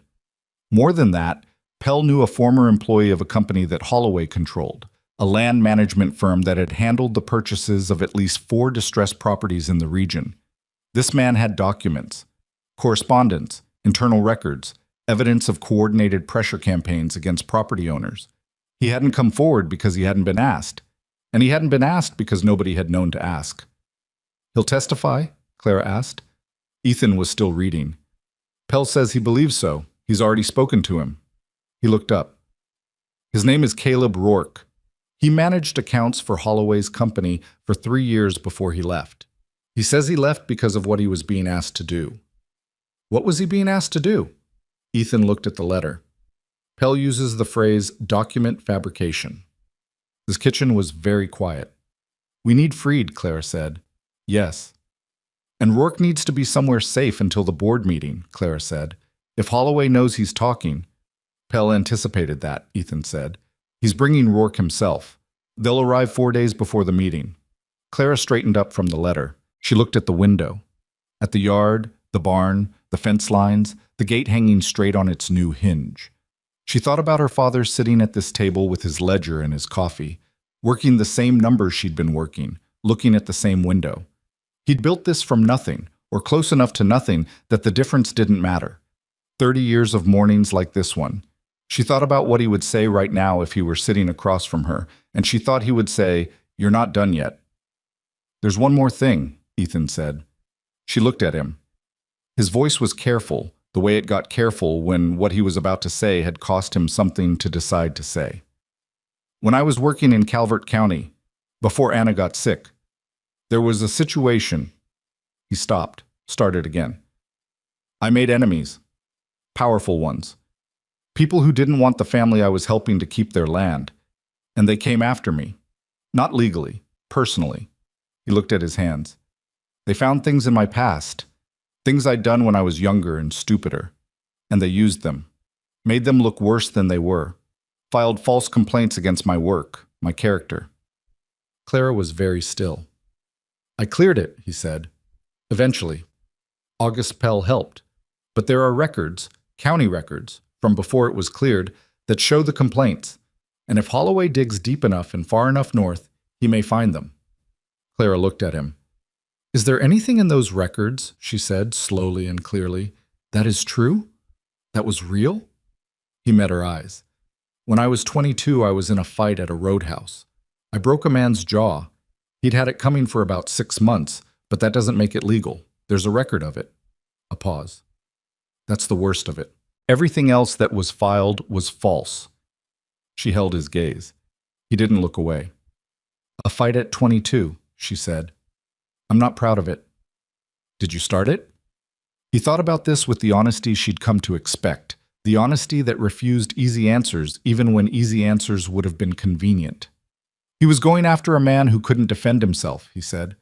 I started it in the sense that I threw first. I didn't start it in the sense that I was looking for trouble. Clara looked at the table for a moment. She thought about all the ways she'd been watching him, waiting for the thing that would explain him badly, the moment when the pattern would resolve into something she recognized as danger. A fight at 22. The rest of it fabricated by people who'd wanted him gone. Tell Freed, she said. All of it. Don't let him be surprised. I wasn't planning to. I know. She looked up. I know you weren't. The thing between them, the thing that had been finding its shape in the quiet kitchen mornings and the working silences and the hands on a coffee cup, was not the same thing it had been a week ago or a month ago. It was bigger now and heavier, but not in the way bad things were heavy, in the way real things were. Clara was not a woman who said what she felt before she understood it. She had that in common with Ethan, she thought. They were both people who needed to turn a thing over several times before they'd let it out. But she was starting to understand it. She didn't say that, not yet. Instead, she said, we have 4 days before Pell and Rourke arrive, 3 weeks before the board meeting. She stood and buttoned her coat. We need the south fence line finished and the cattle in the near pasture looking right, and every record I have in order and ready for Freed. I'll start on the fence this afternoon, Ethan said. I'll do the records, Claire said. She went to the door. Then she stopped, hand on the frame, and turned back. Ethan, she said. He looked at her. Thank you for telling me, she said. About the records. Before someone else did. He nodded, just once. The way he nodded when something mattered enough that he didn't want to put too many words around it. Clara turned and went back into the work of the day, which was what she knew how to do, what she had always known how to do. But the ground beneath her felt different than it had that morning. Not softer, just truer. More like ground that would hold. The south fence waited, the records waited. 3 weeks before the board meeting, and Marcus Holloway somewhere in this county, holding whatever he had left, waiting for his right moment. She wasn't going to give it to him. She'd spent 4 years learning how to hold what was hers against the weight of everything that wanted to take it from her. And somewhere in the last 2 months, she had stopped doing that alone. She wasn't sure yet what to call that, but she was starting to think it might be the most important thing that had happened to her in a very long time. August Pell arrived on a Wednesday, which was not the day he'd said he would arrive, and Clara took that as an early indicator of the kind of man he was. Someone who moved on his own schedule and didn't waste time explaining why. He was older than she'd expected, 70 at least, with white hair cut short and hands that shook slightly when he wasn't using them, but stopped shaking the moment he picked something up. He had the kind of face that had been weathered past the point of expressing anything accidentally. Every look on it was chosen, deliberate, which made it difficult to read until you understood that the difficulty was the point. He didn't want to be easy to read. He'd spent 40 years in county land offices where being easy to read meant being easy to manipulate. Caleb Rourke was younger, maybe 35, with the hollow look of a man who hadn't been sleeping and knew it showed and had stopped trying to hide it. He was thin in the shoulders, well-dressed in a way that had gotten rumpled from travel, and he shook Clara's hand with a grip that was trying to be firm and wasn't quite. They came inside and Clara made coffee, and Ethan sat at the table and the 5 of them, because Lily refused to be sent elsewhere, and Clara didn't push it, some instinct telling her the child had a right to be present for the things that affected her life. Arranged themselves around the table in the kitchen, and Pell set a leather case on the table and opened it without ceremony. "Before we go through this," he said, looking at Clara, "I want to understand what you're trying to accomplish at the board meeting, not what you want to avoid, what you want to walk out with." Clara looked at him. "I want the petition dismissed. I want the nuisance complaint withdrawn on the record. And I want it on the record why it was filed." Pell nodded slowly. "That last part is the hardest." "I know. Getting a complaint dismissed is procedure. Getting the motivation for the complaint entered into the county record means someone has to say it out loud in front of witnesses, and that someone has to be believed." He looked at Rourke. "That's where Caleb comes in. But I want you to understand what we're asking of him." Clara looked at Rourke. The young man was looking at his coffee cup. He had the expression of someone who had made a decision and wasn't changing it, but was still feeling the full weight of what the decision cost. "Mr. Rourke," Clara said. He looked up. "Why did you leave Holloway's company?" she asked. Not the legal version of the question, the real one. He was quiet for a moment. Then, "There was a family, widower, 2 kids, small cattle operation about 30 miles east. Holloway had been working that property for about a year the same way he's been working yours. Debt acquisition, complaint filing, supplier pressure. The man had about 2 months left before he would have had to sell." Rourke turned his cup. "I was the one managing the account. That was my job. I managed the accounts, kept the documentation, tracked the filings, handled the correspondence with the suppliers." He paused. "Holloway asked me to backdate 3 documents, to make it look like certain conditions had existed on the property 6 months before they actually did." "Did you?" Clara asked. "I typed the documents," he said. "I put them in the file." He looked at her directly. "I told myself it was just paperwork, that it wasn't my decision, that I was just doing my job." His jaw tightened. "The man lost the property. Him and his 2 kids moved into town, and he took work at the livery because it was the only thing available. I drove past him one morning about a week after the sale closed." He stopped. "I was shoveling manure at the livery, and one of his kids was sitting on a fence watching him. The kid was maybe 8. The kitchen was quiet. Lily, sitting at the corner of the table, was very still. "I quit that afternoon," Rourke said. "Walked into Holloway's office and put my resignation on his desk and walked out." He looked at his cup again. "He told me if I talked, he'd make sure any document with my signature on it looked like evidence of my own wrongdoing. He said I'd sign those backdated papers, and he'd make sure everyone knew it." "He threatened you," Clara said. "He informed me of the facts," Rourke said, with a bitterness that was very close to the surface. "That's how he put it. He wasn't threatening. He was being realistic." Pell had been watching this exchange without intervening. Now he opened the leather case and began laying papers on the table, methodical as a card dealer. "What Caleb has," he said, "is not just his testimony. He kept copies." Clara looked at the papers. "Of everything," Pell said. "The original documents before backdating, the backdated versions, the correspondence directing the backdating, 3 separate properties over 5 years, the same pattern each time." He tapped one page. "Including this one, Holloway's internal correspondence about your property goes back 14 months. 14 months. Clara had been living her life, working the ranch, managing the slow accumulation of problems she thought were just problems. And 14 months ago, Marcus Holloway had opened a file with her name on it. She looked at the papers for a long moment without touching them. Then she looked at Ethan. I was reading the top page, and his face had gone to the controlled version, the one where the feeling was present but contained, where what was underneath was significant enough that letting it out in a kitchen would have been too much. "There's something with your name in here," he said carefully. He looked at Pell. "There's correspondence about Ethan, about his history." Pell nodded. Holloway researched Walker extensively once he appeared at the property. He found the Calvert County records, the complaints filed against Walker, the roadhouse incident. He's planning to use them at the board meeting to argue that Clara has brought a man of questionable character onto the property, which supports his claim that the property is being mismanaged. Clara looked at Ethan. Ethan looked at the paper. "Did he find the clearance?" Ethan asked. "The record showing the complaints were false?" "He found it," Pell said. "He's not planning to mention it." The room absorbed this. Selectively true was its own kind of lie. And it was the hardest kind to fight because it required you to not just prove a truth, but disprove a framing, and framings were slippery things. Clara had watched Marcus Holloway operate long enough to understand that this was what he was best at. Not outright lying, which could be caught and confronted, but arranging true things in patterns that meant something false. So we need Caleb's testimony, and we need the clearance record, and we need Freed to present all of it in the right order, Clara said. And we need Harold Deakins, Ethan said. We have Harold. Does Harold know what he's walking into? Testifying against Holloway in a county where Holloway owned significant property and significant relationships?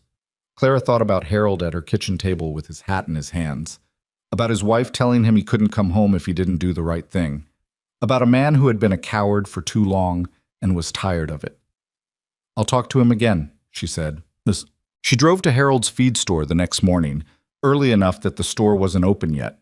She knocked on the back door, which was the living quarters, and Harold's wife, Marin, answered, a stout, direct woman who had been softening and sharpening Harold Deakins in equal measure for 30 years, and who looked at Clara with the matter-of-fact recognition of someone who had been expecting this visit. He's having breakfast, Marin said. Come in. Harold looked up from his eggs with the expression of a man who'd been half expecting the knock and had decided to eat his breakfast first because whatever came after it was going to require more of him than breakfast. Clara sat down. Marin set coffee in front of her. I need to tell you what we have, Clara said, and what the board meeting is going to look like, because you need to know what you're walking into before you decide to walk into it. Harold set down his fork. Tell me. She told him. All of it. Rourke's documents, the backdating, the other properties, Holloway's research on Ethan, what the board meeting would require from Harold specifically.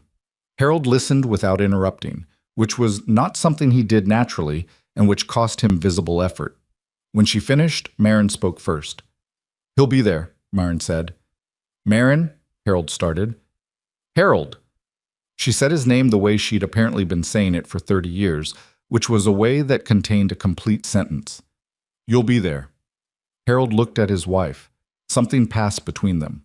The shorthand of a long marriage, all the words they'd already said to each other about this, compressed into a look.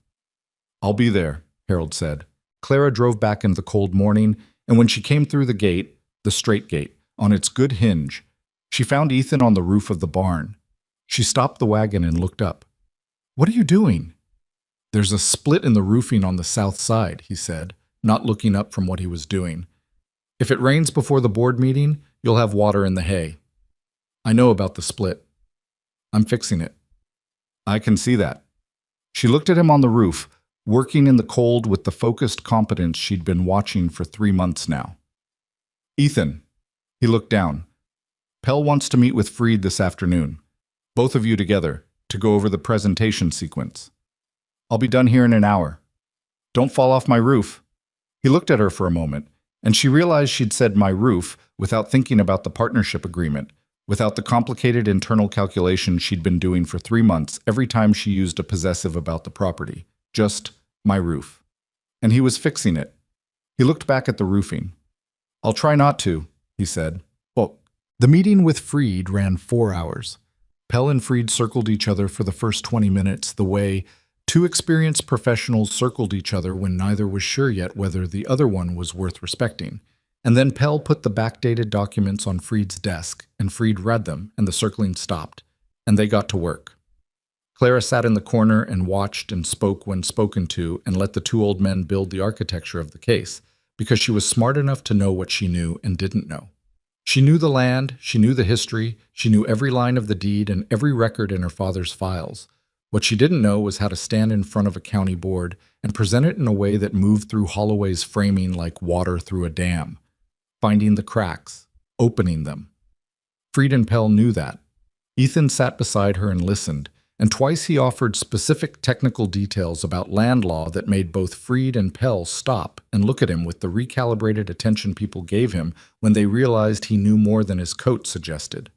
The third time it happened, Pell said, "Where exactly did you work in Calvert County?" "County Land Office," Ethan said. "Part-time for 2 years while I was building ranches." "Under whom?" "James Whitfield. You may know him."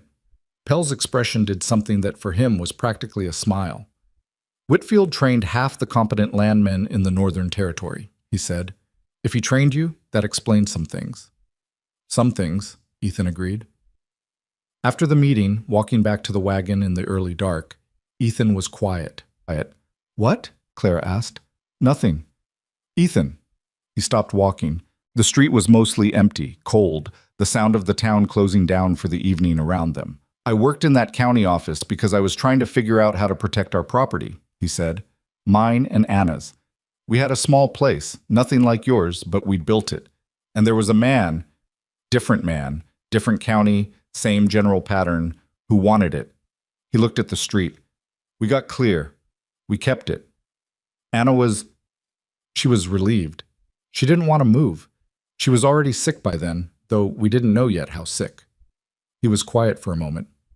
She died before we'd lived in that house another full year. Clara stood beside him in the cold. So you know this, she said, not just professionally. You know it the way you know something that cost you. Yes. She looked at him. His profile in the dim streetlight, the lines around his eyes, the jaw she'd come to read like weather, the way he held himself when he was feeling something he'd decided not to perform. She had not let herself think about what she felt about him with any real directness.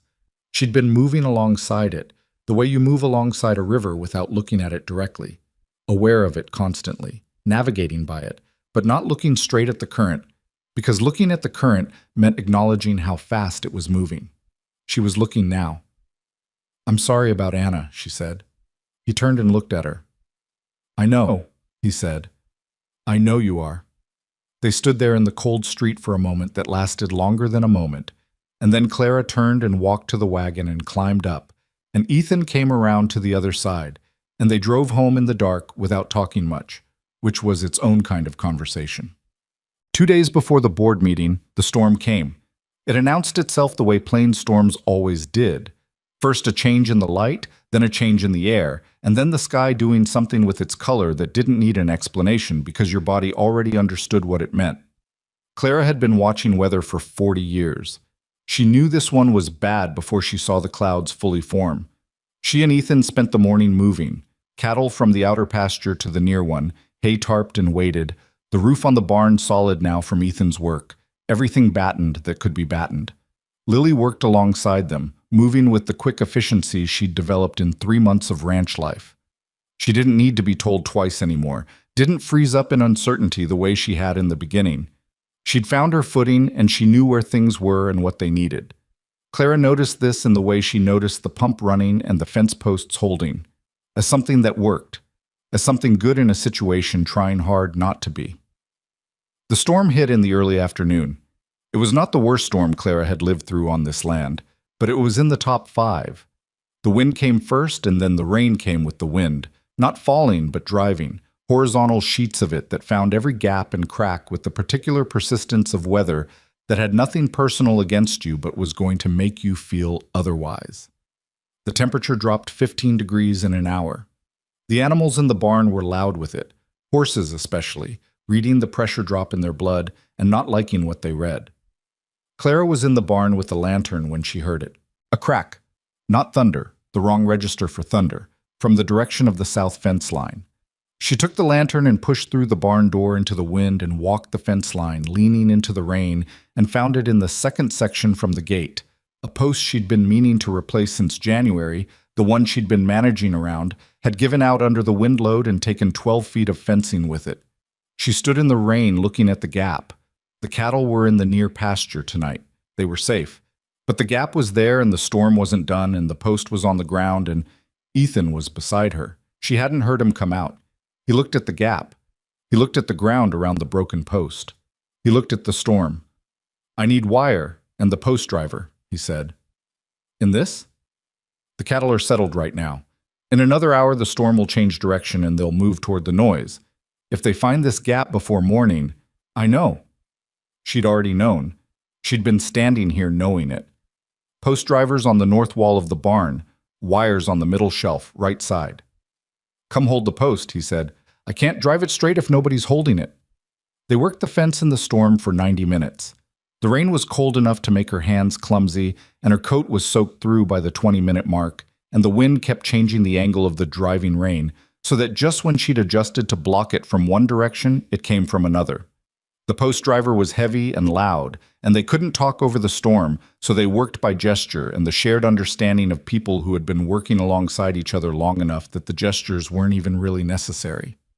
Ethan drove the post. Clara held it, both hands, body weight forward, planting herself against the wind and the impact shocks. Her shoulders were burning. She didn't let go.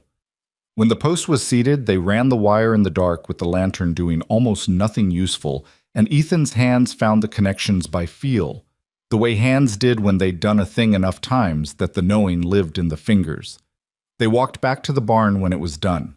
Inside, out of the rain, Clara hung the lantern and stood with her hands on her knees for a moment, breathing.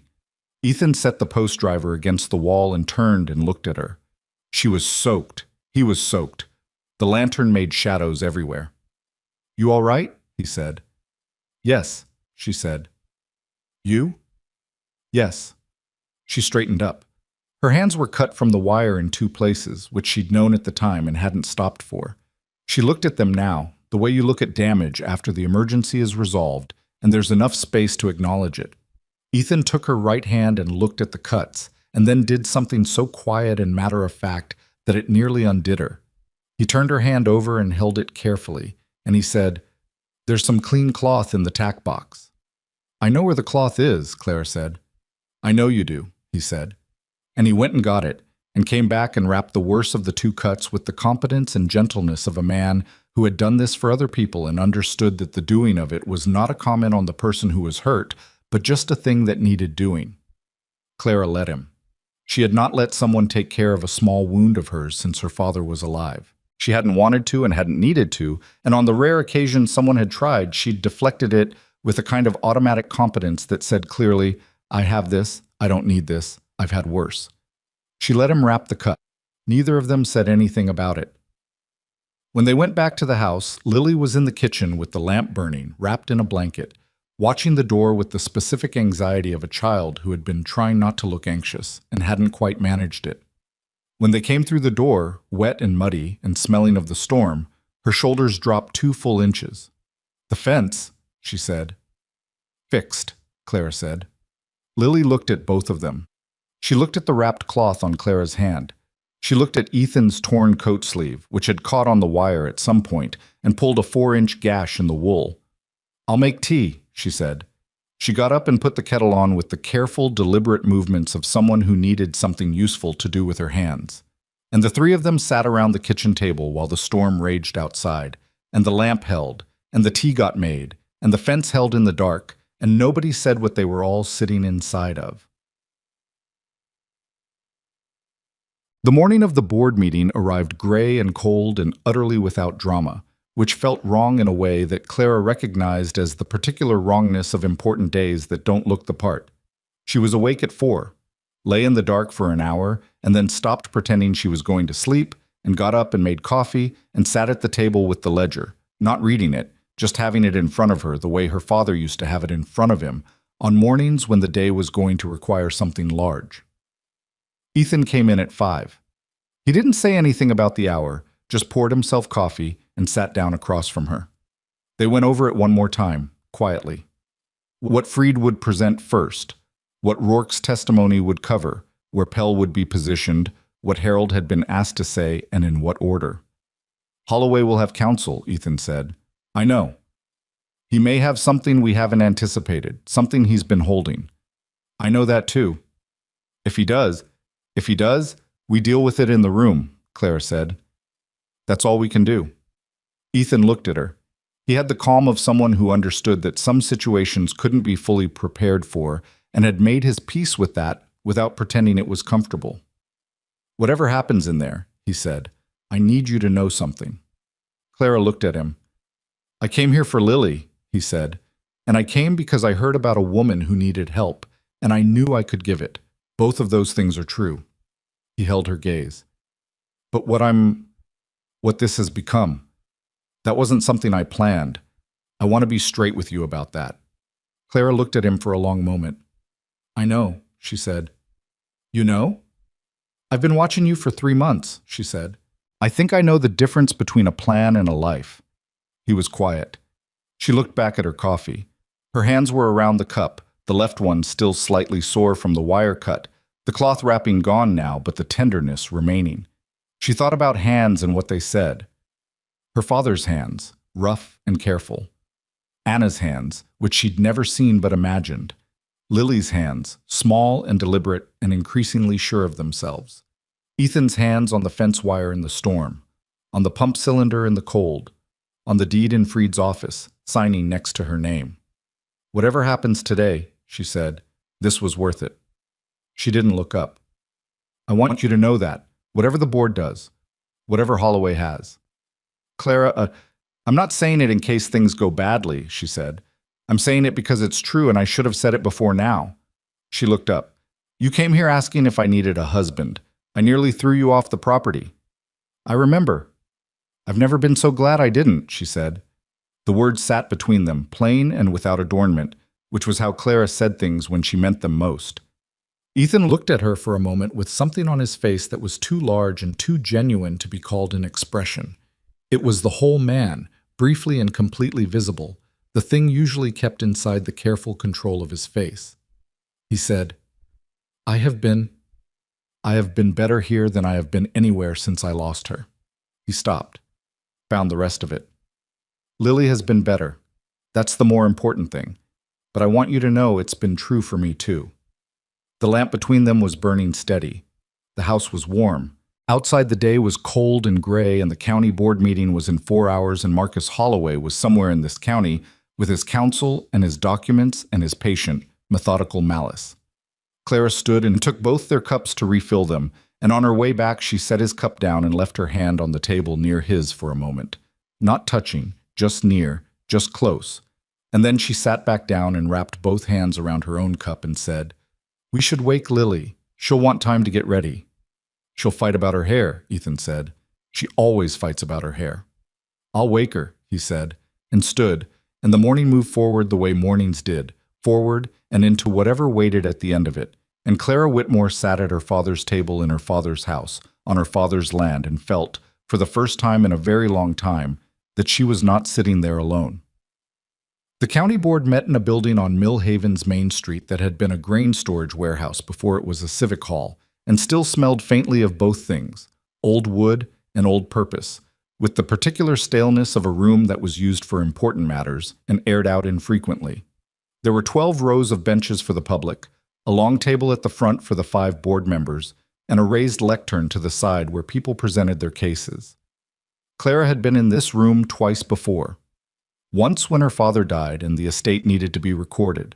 Once when a boundary dispute with a neighbor 3 properties over had required official arbitration. Both times she'd sat in the benches and watched other people speak and felt the low-grade anxiety of being in a place where decisions were made about your life by people who didn't know you. Today she was at the front table reserved for presenting parties, with Freed on her left and Ethan on her right, and Pell seated directly behind her. Holloway was across the aisle with his attorney, a man named Garrett, whom Clara had seen in Mill Haven before but never spoken to. Slim, precise, with the look of someone who charged well for precision and knew it. Holloway himself was in his good coat, the cedar-smelling one, and he sat with the settled composure of a man who had done this before and expected it to go the same way it had gone before. He looked at Clara when she came in, not at Ethan, not at the papers under Freed's arm, at Clara. And he smiled the way he'd smiled in her yard the first time, comfortable, certain, the smile of a man who already knew how the story ended. She looked straight through him and sat down. The board members filed in at 9 o'clock. Chairman was a man named Aldous Crane, who had been on the county board for 22 years and had the resigned patience of someone who had heard most human arguments at least twice and wasn't surprised to hear them again. He called the session to order with a wooden mallet that looked like it had been doing this work longer than he had, and read the petition number and the parties involved in the flat recitative voice of official procedure. Garrett opened for Holloway. He was good. Clara had expected that, and he was. He laid out the nuisance complaint with the systematic care of someone building a structure that was meant to look solid from every angle. The documented maintenance failures, the concerns about property continuity, the questions about the new co-stewardship arrangement and its legitimacy, the character questions around Ethan Walker. He did all of it without raising his voice or making any claim that wasn't technically supportable, which was the most dangerous kind of presentation because it gave you nothing clean to push back against. When he was done, Chairman Crane looked at Freed. "Counsel for the respondent." Freed stood. He was 72 years old and he'd been practicing law in this county since before half the people in the room were born, and he stood at the lectern with the absolute, unhurried authority of a man who had nothing to prove to this room and knew it. He let the silence sit for a moment after he rose, which was a choice, and it worked. "Chairman Crane," he said, "members of the board, the petition before you was filed by Marcus Holloway in November of last year. I want to begin by telling you what that petition actually is and what it is not." He paused. "It is not a legitimate civic concern about a distressed property. It is the final step in a coordinated campaign to acquire the Whitmore property under duress, a campaign that has been running for 14 months, that has involved the coercion of local business owners, the deliberate isolation of the property from its supply chain, and the fabrication of documentation supporting false claims." He set a hand flat on the lectern. "I will demonstrate all of this, and the board will then have the opportunity to decide not just the fate of this petition, but what this county's record will show about how business has been conducted within it." Garrett was on his feet. "Chairman, this is inflammatory." "Sit down, Mr. Garrett," Chairman Crane said. Not unkindly, just finally. Garrett sat. Freed presented first. He walked through the partnership agreement, the cleared debt, the tax records. Every year, unbroken, paid on time. The property continuously and demonstrably maintained. He put the assessment records from the county office on the table and walked through them line by line. He addressed the nuisance complaint specifically, demonstrating that every condition cited as a hazard had either been resolved before the complaint was filed or had never existed in the form described. Then he called Harold Deakins. Harold walked to the lectern with the stiffness of a man carrying more than his arthritis. He put his hands on the sides of the lectern and looked at the board members the same way he'd looked at his breakfast the morning Clara came to see him, like a man who had decided something and was now inside the decision and was going to stay there. He told them about Holloway's request for a statement. He described exactly what the statement had said and what Holloway had offered in exchange for signing it. He said the statement contained observations he had never made and conditions he had never witnessed. He said he had refused to sign. Then he said, "I spread stories about Miss Whitmore's situation in this county. I told people she was struggling, that the property was failing, that she couldn't manage it alone. Some of that was true, and some of it was me repeating what people wanted to hear." He looked at his hands on the lectern. "I want that on the record too. I'm not here just to testify against Marcus Holloway. I'm here because I owe Clara Whitmore a public correction of some things I said that made his campaign easier to run." There was a sound in the room, not quite a murmur, more like a collective adjustment, 20 people shifting their understanding of what they were watching. Clara looked at the table in front of her. She had not expected Harold to add that last part. He had not told her he was going to. She felt something in her chest that was complicated and genuine and didn't have a clean name. Rourke was next. He walked to the lectern looking like a man walking into cold water, braced for it, committed, not enjoying it. He identified himself, gave his work history with Holloway's land management company, and then, in a voice that was flat and controlled and occasionally not quite steady, described what he had been asked to do and what he had done. Garrett objected 3 times. Chairman Crane overruled all 3. Then Rourke put his copies on the table. The originals, the backdated versions, the correspondence. Pell, called next, provided the professional context. 40 years of county land assessment, an explanation of exactly what document backdating meant in terms of a property claim, and a methodical comparison of the 3 previous properties where the same pattern had been used and the same method had been applied. He did it without drama, which was more effective than drama would have been. He was simply a man who knew what he was looking at and was telling the board what it was. Garrett's cross-examination of Pell lasted 11 minutes before Garrett sat down and didn't try again. There was a recess.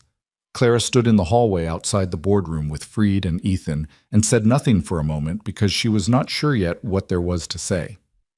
The morning had gone the way they'd planned it, which didn't mean it was over. "He has something," Ethan said quietly. He wasn't looking at Clara. He was looking at the door down the hall where Garrett and Holloway had gone. He came in too calm. He hasn't used whatever he has yet. The Calvert County records, Clara said. Maybe. Or something else. Ethan turned. Freed. If he pulls something in there that we haven't seen. I've been practicing law for 40 years, Walker, Freed said. I know how to respond to a surprise. He paused. But I'd like to know what the surprise might be, if you have any further thoughts. Ethan was quiet for a moment. There was a property claim, he said, filed against me personally in Calvert County 6 years ago. It was dismissed, but it was filed by a business associate of Holloway's. I didn't know that until just now. I didn't put it together until I saw that name in Pell's documents. He looked at Freed. Holloway has been aware of me for 6 years. He filed a claim against me in another county under a different name to see if it would stick. It didn't, but the filing exists. The hallway was quiet. What was the claim? Freed said.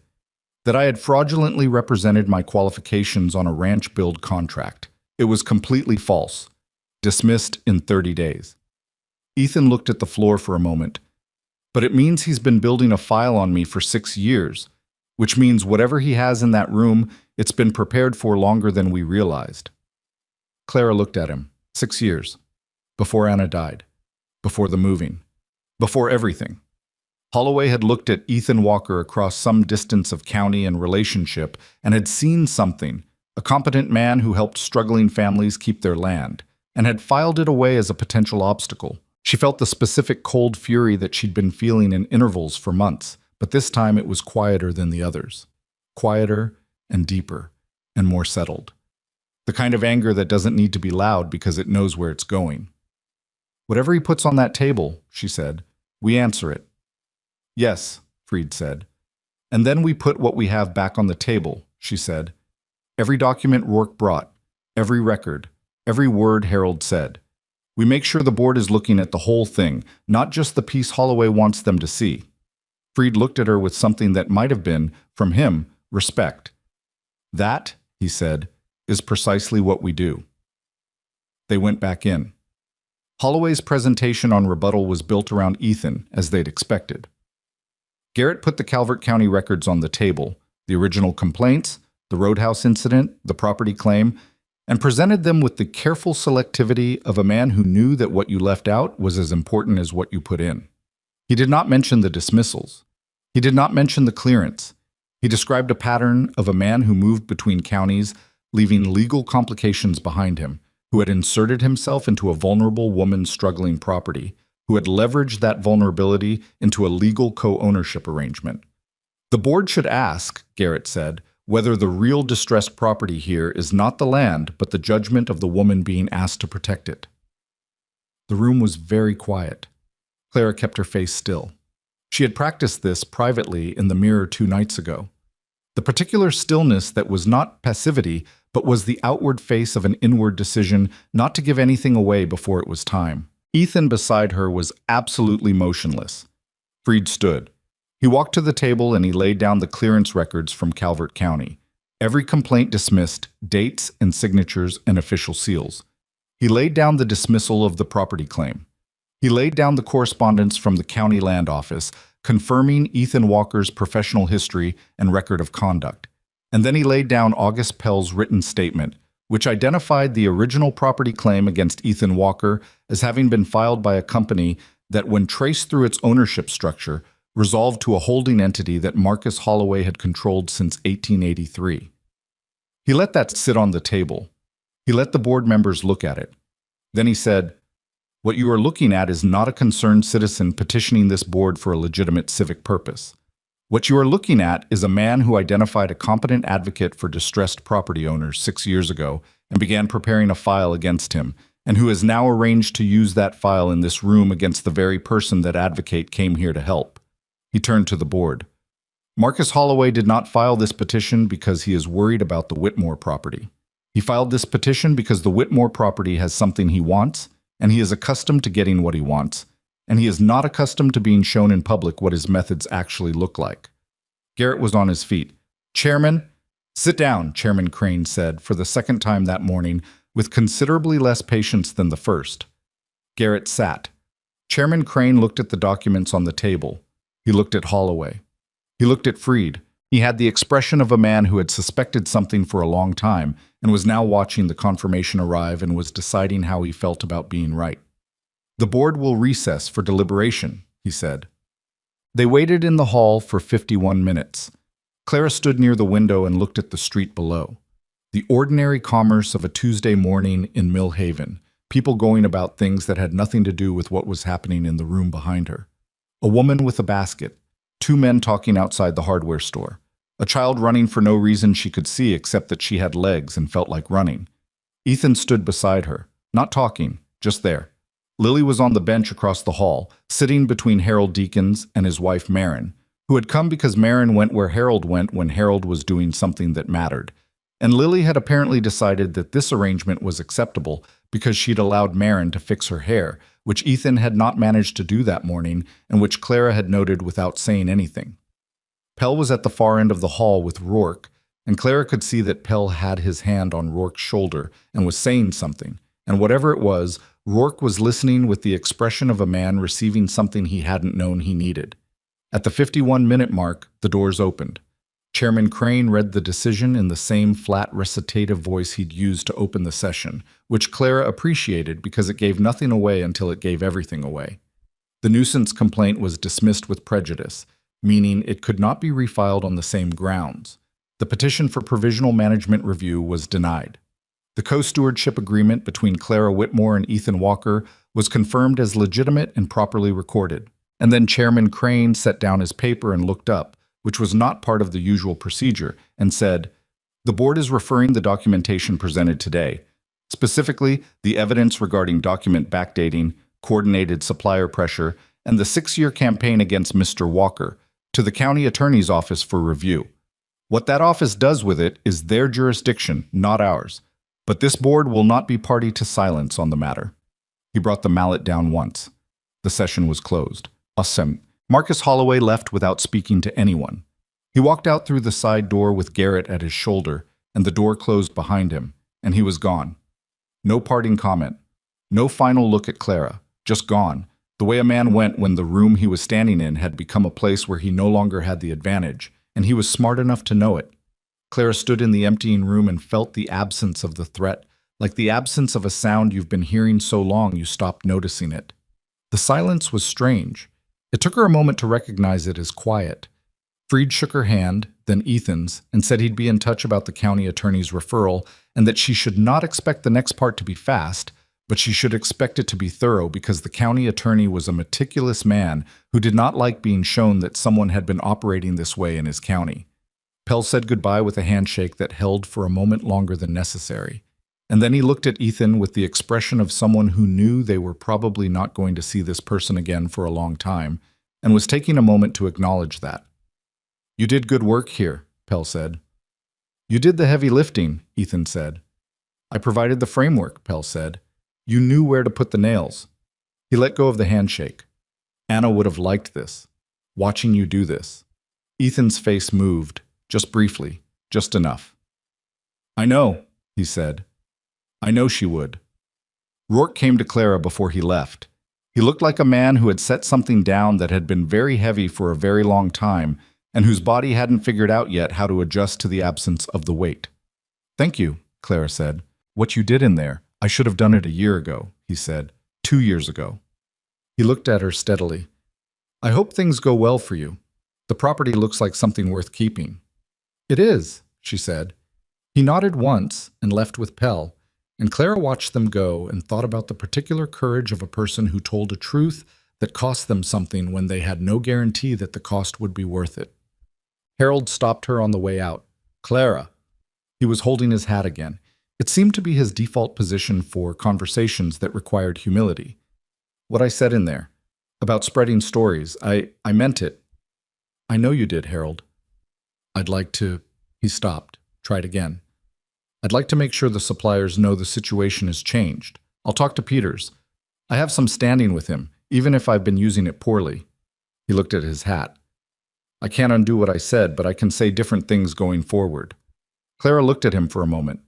He was not a bad man. She had known that even at her most frustrated with him. He was a man who had chosen the easier path for too long and had finally stumbled on the harder one, and the stumble had been genuine. I'd appreciate that, she said. He put his hat on and left with Marin, who paused beside Clara for exactly one moment and said, "You handled yourself well in there," and then followed her husband out, which from Marin Deakins was the equivalent of a standing ovation. They drove home in the early afternoon, the three of them in the wagon, Lily in the middle, pressed between them the way she'd taken to sitting without being invited, as if the space between them was simply where she belonged and had always belonged. Nobody talked for the first few miles. Then Lily said, "Is it over?" "The hearing is over," Ethan said. "But not the other part," Lily said. "There may be more legal proceedings," Clara said. "The county attorney will look into things. That might take a while." "But he can't take the ranch," Lily said. "Mr. Holloway." "No," Clara said. "He can't take the ranch." Lily was quiet for a moment, processing this with the thoroughness she brought to everything. "Good," she said. And then she leaned slightly against Clara's arm, not quite resting there, more just allowing the contact, which was a different thing, a chosen thing, and Clara felt the weight of it, slight and warm and enormous all at once, and kept her eyes on the road ahead. They came through the gate in the early afternoon light, the gate that hung straight on its new hinge, and Clara stopped the wagon and looked at the property the way she hadn't let herself look at it in a long time. Not with the eye of someone cataloging problems and deficits, but just looking. The barn with its sound roof, the fence lines clean and straight, the north pasture drained and beginning to recover, the pump behind the barn, reliable as a heartbeat. Her father's land. Her land. She climbed down from the wagon. Ethan unhitched the horse and led her to the barn, and Lily went to change her clothes because she said she wasn't going to do afternoon chores in her good dress, and this was entirely reasonable. And Clara stood in the yard for a moment alone, in the pale afternoon cold, and just stood there. She thought about the morning she'd found them at the gate, Ethan and his worn coat and his tired eyes, and Lily pressed behind him, holding his coat with both hands. She thought about reaching for the rifle and then seeing the child and making the calculation that changed everything. She thought about all the ways that calculation could have been wrong and the specific miracle that it wasn't, not a miracle. She didn't think in those terms. A choice. Her choice, made in the dark on a cold night, to open the door instead of close it. She had made that choice alone, with the information she had, and it had been the right one. But she'd been making every choice alone for 4 years, and not all of them had been right, and the rightness of this one had as much to do with Ethan's character as with her judgment. She could acknowledge that now. It was not a comfortable thing to acknowledge. It meant that her independence, her proud self-sufficiency, had its limits, and that she had needed someone in a way she hadn't been willing to name until the need had been met. But uncomfortable truths were still truths, and Clara Whitmore had never been the kind of woman who dressed a truth up just to make it easier to live with. She had needed help. She had let it in. And in letting it in, she had not become less.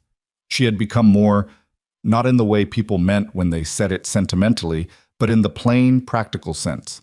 More able, more anchored, more capable of holding the ranch through the kind of winter that would have broken her if she'd faced it alone, which it would have, and she knew it. Ethan came out of the barn. He stopped when he saw her standing in the yard, and then he walked toward her, and they stood in the afternoon light and neither of them said anything for a moment. "The south pasture needs rotation next week," Clara said. "I know," he said. "And the gear housing on the pump. We said within the year. We'll get to it. I want to start on the kitchen garden in March if the ground breaks early enough." "All right." She looked at him. "Are you planning on being here in March?" He looked back at her. "I'm planning on being here for all of it," he said. "Every month of it, as long as you'll have me." She looked at him for a long moment. This man who had arrived at her gate with nothing but a child and a pair of worn boots and a willingness to prove himself without asking her to trust him first, who had fixed her fence and her pump and her roof and her gate and had stood beside her in a storm and in a courtroom and had never once pretended that any of it was easy or that he was more than he was. Nobody was more than they were. That was the thing she'd learned and kept learning. Not Ethan, not herself, not the fierce and flawed and quietly heroic collection of people who had shown up in that hearing room to tell the truth about what they knew. People were what they were and what they did with it. "Lily asked me something," Ethan said. "Last night, after you were in bed." Clara waited. "She asked if she could call you something other than Miss Whitmore." He paused. She wanted to know what would be appropriate. She was very serious about it. What did you tell her? I told her that was a question for you. Clara looked at the house, at the lit kitchen window where Lily's shape was visible moving past, already changed, already in her work clothes, already going about the afternoon with the purposeful domesticity she'd developed over 3 months in this house. That small, serious, ferociously tender child who kept her dead mother's words and talked to horses and brought lunch to the fence line and had leaned against Clara's arm in the wagon without making anything of it because it was simply, for her, where she wanted to be. Clara's fine, she said. Ethan was quiet for a moment. She'll be glad to hear that, he said. You can tell her, Clara said. Or I will, it doesn't matter. She turned toward the house. Ethan fell into step beside her and they walked across the yard together, not touching, not performing anything, just walking side by side toward the house and the work and the life that waited inside it, which was not perfect and was not finished and was not going to be easy, because nothing real ever was. But it was hers. It was theirs. The gate was straight behind them. The pump was running. The fields were coming back. And somewhere in the kitchen, Lily was clattering around with the determined helpfulness of a child who had decided, in the way children decided things, completely and without reservation, that she was home. Some things you built from nothing, board by board and post by post, the way her father had built the ranch and the way she had kept it. And some things arrived in the dark at your gate and turned out to be the thing you'd needed most, which you only recognized because you'd been paying the kind of attention that solitude taught you and courage let you keep. Clara Whitmore walked into her house. The door closed behind them. The day went on.